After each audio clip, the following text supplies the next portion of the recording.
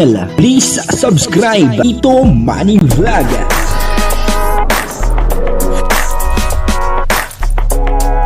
Payagan po si Tito Manny Vlog na mag-reactor para pambiling gamot sa kanya pong karamdaman. Wala man siyang records ng ng awayan.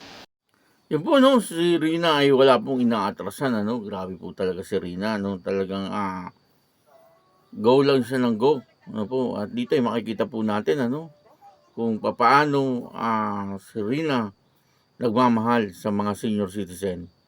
Papanoorin po natin yung video at siyempre bibigyan po natin ng konting reaction.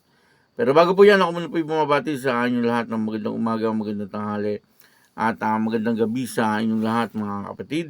Saan man kayo ng panig ng mundo naroon ngayon ay mag-iingat kayo palagi at pagpalain kayo ng ating Panginoon. Maraming salamat din po sa patuloy na tumatangkilik sa aking YouTube channel at nanonood sa aking video reaction. Patuloy lang po natin suportahan sila Kuya Bal Santos Matubang, Kalinga Prab at Ate Edna Vlog.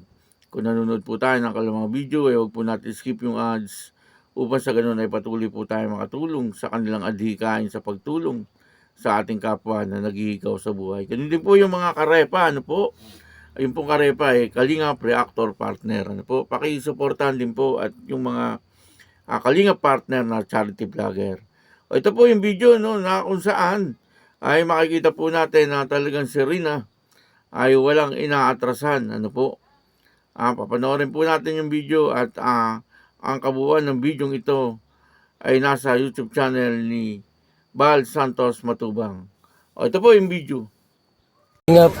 Wala naman pala mo na.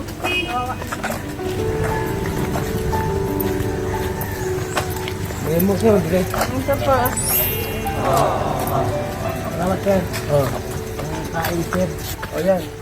Saan ang asawa mo ba? Tanungin mo. Isa ang asawa.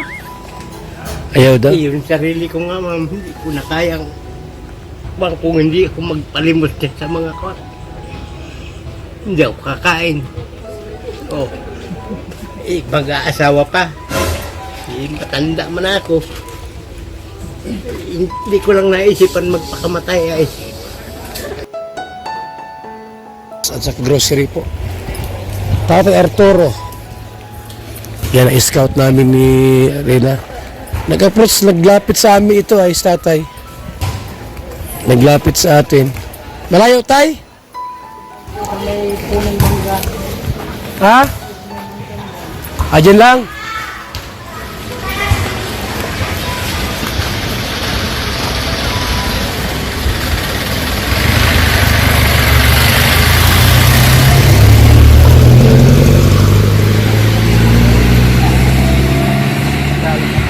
Rina, scouter na. Charity pa. Hindi na sa vlogger, charity lang ito. Charity. Ate Arthur. Umiyak ay, malungkot ang buhay ni tatay. Naghihirap talaga siya. Tay, naghihirap ka talaga sa buhay mo? Talagang.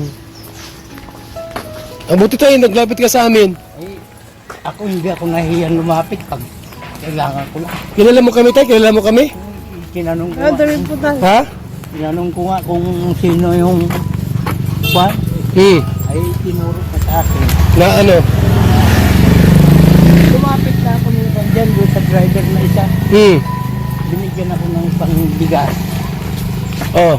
May kailan yun. Matagal na. Hindi pa naman matagal. Ilang araw na? Ilang araw pa lang. Grabe dito Salamat sa iyo,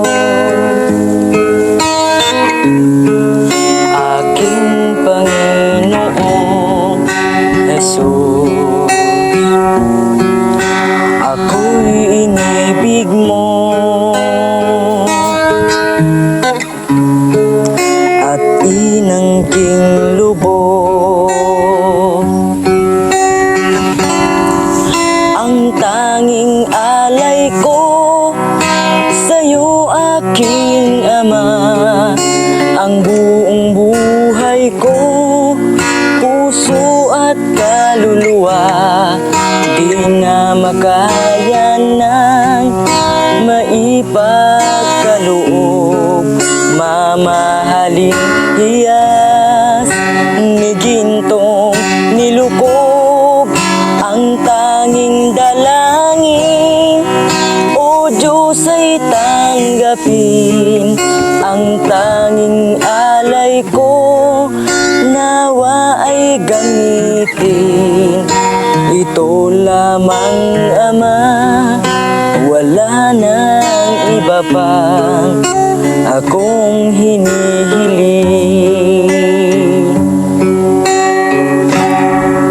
Di ko akalain na ako ay binigyan pansin. Ang taong tulad ko di dapat mahalin. Ang tanging alay ko sa'yo, aking Ama, ang buong buhay ko, puso at kaluluwa, di na makaya na maipagkaloob. Mamahaling hiyas ni gintong nilukob, ang tanging dalangin, o Diyos ay tanggapin, ang tanging alay ko, nawa ay gamitin. Ito lamang Ama, wala nang iba pang akong hinihiling. Ito lamang Ama, wala nang iba pang akong hinihiling.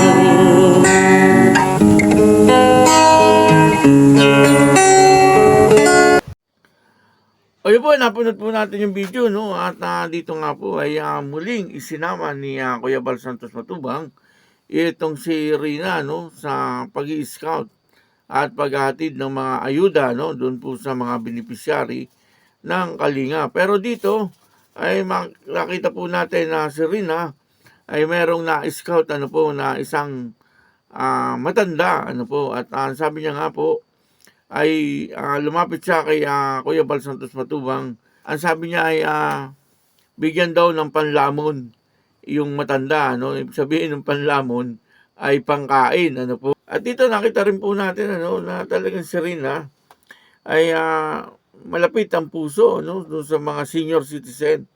Ano po, katulad po nitong si Sir Arturo, ano, na talaga namang karapat-dapat din po tulungan ng Kalingap, ano po, kasi nag-iisa na lang po siya sa buhay. At ang problema nga niya po ay yung kanyang pang-araw-araw na pagkain, ano po, yung kanyang pang-araw-araw na pangangailangan. Ano po, at nabuti na lang at napuntahan po siya ng Kalingap at naka-scout nga po dito ay si Rina.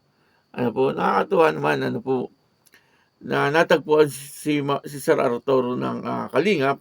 Siyempre, yung kanyang problema sa kanyang araw-araw na pagkain ay talagang masusolve na, ano.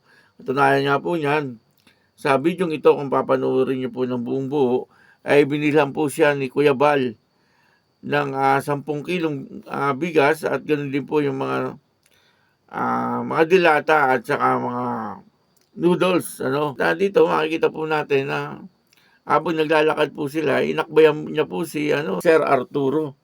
Ano po, papunta doon sa tindahan, akbay-akbay ni Rina, ano. Talagang napakabait na tao ni Rina. Kung iba-iba po yan, ano, sa katulad po ni Rina, na dalaga at siyempre may itsura si Rina. Ano po, parang hindi po siya hahawak basta-basta, ano, sa mga lalaki, no. Pero si Rina, nakita po natin na inakbayan pa po niya, ano po, papunta doon sa bilihan ng bigas, ano.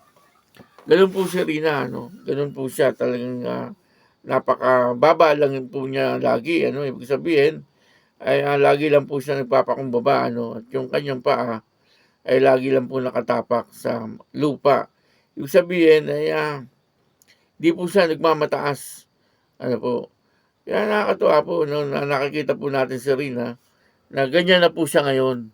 Ano, hindi na po siya yung nakikita natin dati na tulala. Ano po, tapos parang nagsasalita mag-isa. Ano, ngayon ay hindi na, ano, napakalaki na po ng kanyang pagbabago.